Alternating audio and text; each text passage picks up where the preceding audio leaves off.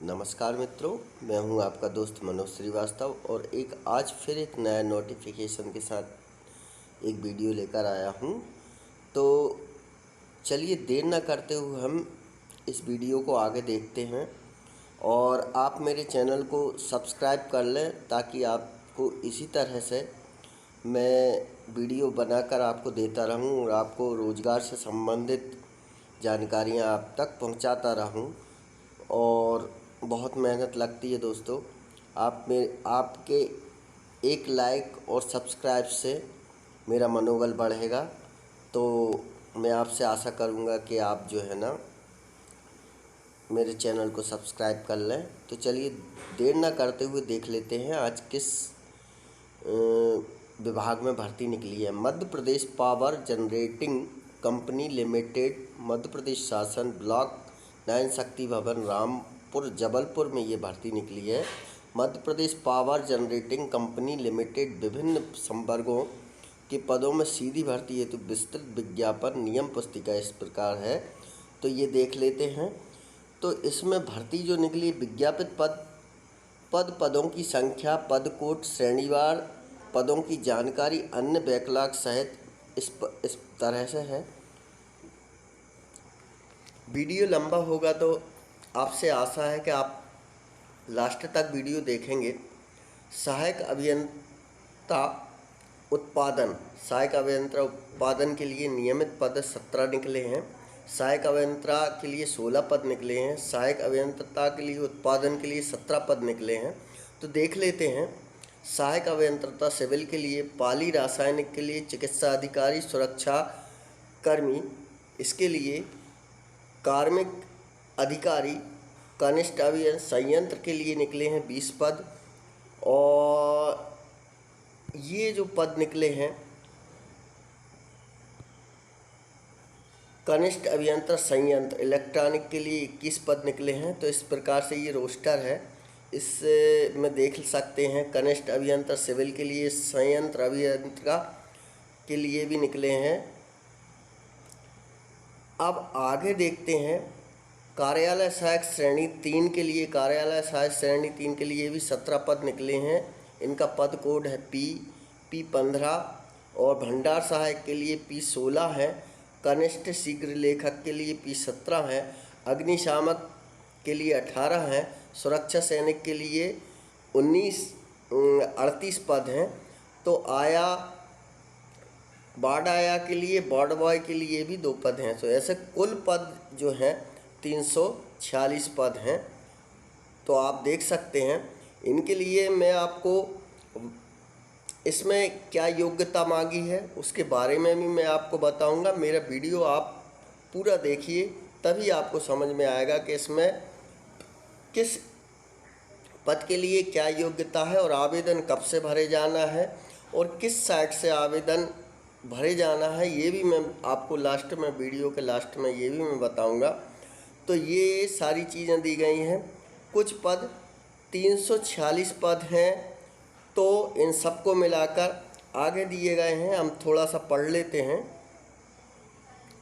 सीधी भर्ती है तो विस्तृत नियम इसमें दिया है। चयन प्रक्रिया क्या है? चयन प्रक्रिया के लिए हम ये देख लेते हैं। आवेदकों का संबंधित पद पर चयन कंप्यूटर आधारित परीक्षा के माध्यम से होगा। कंप्यूटर बेस्ड टेस्ट के आधार पर होगा, CBT होगा। में प्राप्त अंकों के आधार पर किया जाएगा। कंप्यूटर आधारित परीक्षा 100 अंकों की होगी, जिसमें प्रत्येक प्रश्न 1 अंक का बहुविकल्पी होगा। कंप्यूटर आधारित परीक्षा में प्राप्तांकों के आधार पर मेरिट सूची तैयार की जाएगी। चयन आवेदकों को संबंधित पद के श्रेणीवार एवं वर्गवार विज्ञापन पदों के अनुपात में आवश्यकता अनुसार दस्तावेज सत्यापन हेतु आमंत्रित किया जाएगा। तो जब मेरिट सूची होगी उसमें जो वर्गवार आपके लिए आवेदन के जो दस्तावेज हैं उनको सत्यापन के लिए बुलाया जाएगा। सुरक्षा अधिकारी के पद कोड P7 एवं सुरक्षा सैनिक P19 के पद हेतु आवेदकों को कंप्यूटर आधारित परीक्षा में प्रावधानिक रूप से चयन उपरांत शारीरिक दक्षता परीक्षण में योग्य पाए जाने पर ही आगामी चयन परीक्षा अर्थात दस्तावेज सत्यापन में निम्नलिखित सम्मिलित होने की पात्रता होगी। उपरोक्त पद संदर्भ दिव्यांगजनों हेतु विज्ञापित आरक्षित पदों के विरुद्ध आगामी प्रक्रिया हेतु प्रावधानिक रूप से चयनित अभ्यर्थियों को ही शारीरिक दक्षता से छूट होगी। अन्य सभी श्रेणी आवेदकों को शारीरिक दक्षता परीक्षा में सफल होना अनिवार्य है। तो उनका कहने का तात्पर्य ये है कि कंप्यूटर परीक्षा भी होगी इनकी, और जो सुरक्षा अधिकारी हैं P07 में और कोड P19 में जो परीक्षा होगी वो कंप्यूटर, और उसके बाद शारीरिक दक्षता परीक्षा में भी इनको शामिल होना होगा, और फिर इनको परीक्षा में मेरिट के क्रम से उनको बुलाया जाएगा। अब ये सत्यापन हो जाएगा। फिर कंप्यूटर आधारित परीक्षा मध्य प्रदेश राज्य के शहरों में आयोजित की जाएगी। जो विभिन्न शहर हैं, जो मुख्य शहर हैं, उनमें ही आयोजित की जाएगी। आवेदकों को ऑनलाइन आवेदन पत्र में विवरण भरते समय दिए गए परीक्षा शहर के विकल्पों से अपनी इच्छानुसार शहर को वरीयता के क्रम में चुनकर आप जो चाहते हैं वो शहर ले सकते हैं। परीक्षा फॉर्म भरते टाइम उसमें ऑप्शन आएगा आपको शहर, सिटी, जो एग्ज़ाम सिटी जो होगी उसको चयन करने के लिए। अब आगे देख लेते हैं। वीडियो थोड़ा लंबा होगा दोस्तों, तो आप देखते चलें। इसमें आरक्षित वर्ग UR के आवेदकों के लिए 1200 रुपये शुल्क रहेगा, और मध्य प्रदेश के मूल निवासी अनुसूचित जनजाति SC ST, अनुसूचित जनजाति ST SC, OBC, दिव्यांगजन, आर्थिक रूप से कमजोर वर्ग के आवेदकों हेतु 600 रुपये का शुल्क लिया जाएगा। आवेदन शुल्क नॉन रिफंडेबल है तथा किसी भी स्थिति में वापस नहीं किया जाएगा। रिफंडेबल है जो किसी भी स्थिति में वापस नहीं किया जाएगा। आप बैंकिंग, डेबिट कार्ड आदि से इसका आप भुगतान कर सकते हैं। तो आवेदन केवल ऑनलाइन माध्यम से MP ऑनलाइन की वेबसाइट पर ही स्वीकार किया जाएगा। आगे देखते हैं इसकी योग्यता क्या है। ऑनलाइन पंजीयन एवं आवेदन प्रारंभ होने की तिथि रहेगी आपकी 23/7/2025 से 21/8/2025 तक इसकी अंतिम तिथि रहेगी।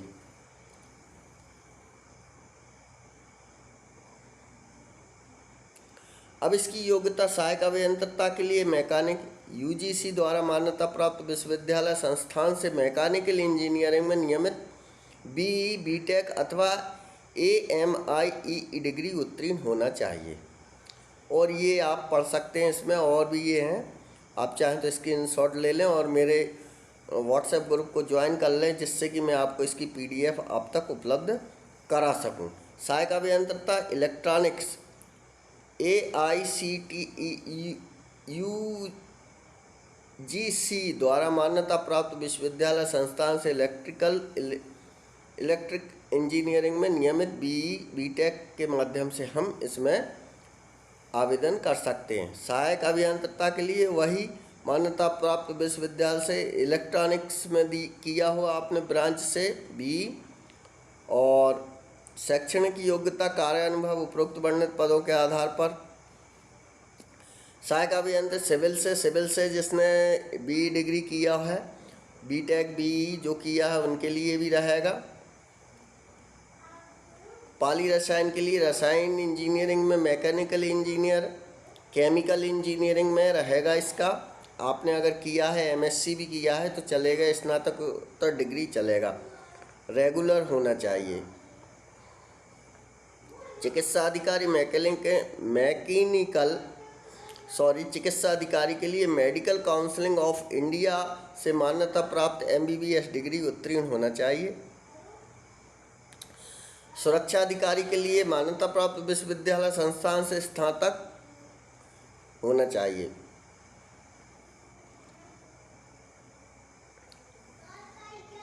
कार्मिक अधिकारी के लिए UGC मान्यता प्राप्त विश्वविद्यालय संस्थान से मानव संसाधन, प्रौद्योगिक प्रबंधन, कार्मिक प्रबंधन विशेषज्ञता के साथ प्रबंधन नियमित स्नातकोत्तर डिग्री अथवा मानव संसाधन प्रमुख विषय विशेषज्ञता MBA PGDM MSW स्नातकोत्तर डिग्री होना चाहिए। कनिष्ठ अभियंत्रण संयंत्र मैकेनिकल के लिए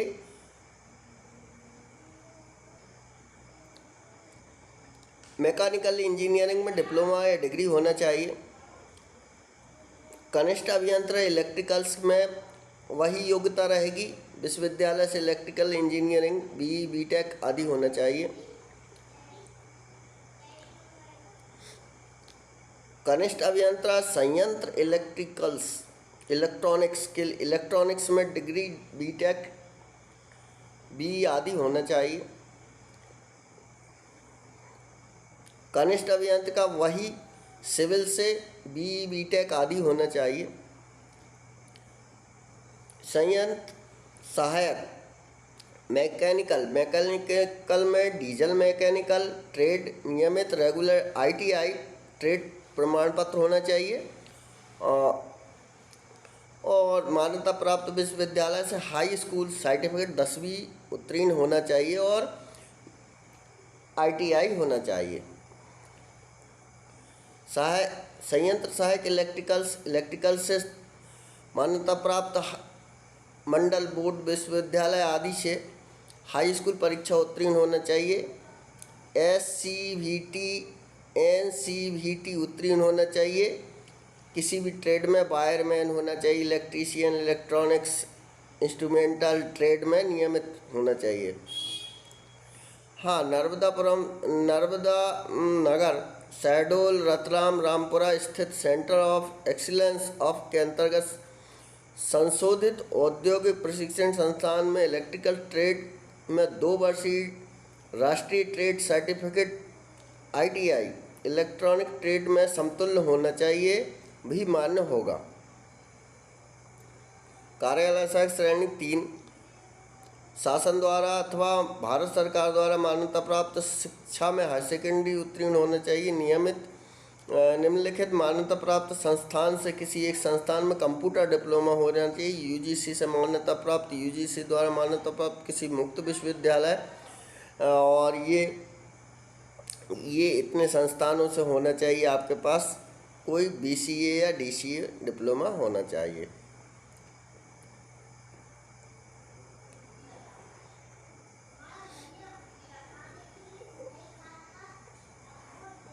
भंडार सहायक मान्यता प्राप्त भारत सरकार से 12वीं बोर्ड या 12वीं परीक्षा उत्तीर्ण होना चाहिए और कंप्यूटर में 1 वर्षीय डिप्लोमा BCA आदि वगैरह होना चाहिए।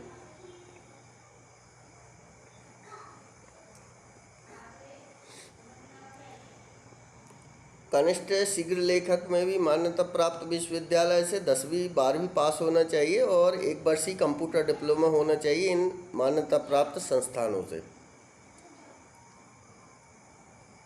सुरक्षा सैनिक के लिए मान्यता प्राप्त विश्वविद्यालय बोर्ड आदि से 12th होना चाहिए और कोई अनुभव हो तो आर्म फोर्स वगैरह जिसमें भी जो भी अनुभव है भूतपूर्व सैनिक इनके लिए वरीयता दी जाएगी। आया वार्ड बॉय के लिए संस्थान से 8वीं पास होना चाहिए किसी भी मान्यता प्राप्त बोर्ड से। इसमें भी 8वीं वार्ड बॉय के लिए भी और आया के लिए भी दोनों के लिए सेम योग्यता है। अब ऊंचाई पुरुष न्यूनतम में जो शारीरिक मापदंड अर्हताएँ हैं वो न्यूनतम 167.5 सेंटीमीटर से अधिक होना चाहिए पुरुष के लिए और न्यूनतम 152.4 सेंटीमीटर से अधिक होना चाहिए। बिना फुलाए सीना 18 सेंटीमीटर होना चाहिए। पुरुषों के लिए 3 मिनट शारीरिक दक्षता जो 8 मीटर की दौड़ लगानी होगी 3 मिनट में लगानी। महिला के लिए 3 मिनट में, भूतपूर्व सैनिक के लिए 3 मिनट में। ये सारी पोस्टें जो हैं और इनकी आयु है, इन पोस्टों के लिए पोस्ट कोड दिए गए हैं, ये पोस्ट कोड दिए गए हैं। इनकी आयु है आपकी P1 P2 P3 P4 P5 P6 आदि के लिए ये कोड दिए गए हैं। इनके लिए 21 वर्ष से 40 वर्ष की रहेगी और ये जो आयु के लिए कोड दिए गए हैं आपका पद कोड के अनुसार ये दिए गए हैं 40 वर्ष से 18 से 40 वर्ष की आयु रहेगी 1/1/2025 की स्थिति में।